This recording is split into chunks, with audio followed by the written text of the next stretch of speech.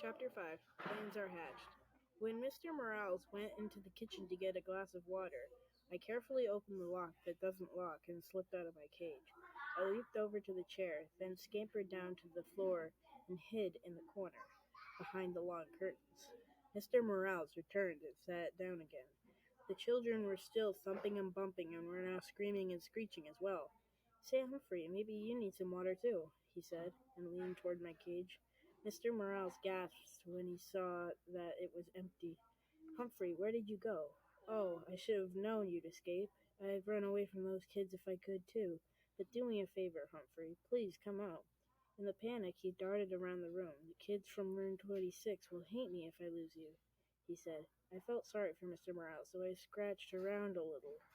"There you are," he said, bending down to look at me. "Now let's get you back in your cage." Not quite yet, I thought. He reached down to pick me up, and I scampered forward just a few inches past his hand. "Don't do this to me, Humphrey," he said. "Cooperate." But I wasn't doing anything to him. I was doing something for him. "Work with me," he said. But this time he said it to himself. "Maybe. Hey, that's it." He looked down at me. "With your help, Humphrey." Miss Morales really swung into action then. He raced upstairs. The thumping and bumping stopped.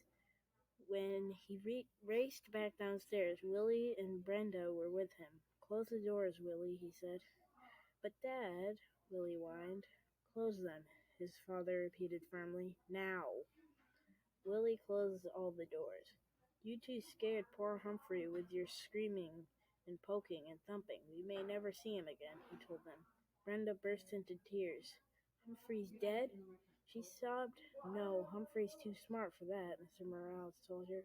"But he'll run away from you two if you aren't nice to him." Right. You have to be pretty smart to be the principal.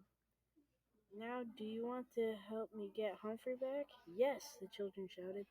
Mr. Morales explained the plan. He said the only way they'd get me back in my cage was if they worked together, and they could only work together if they listened to him. Really listen.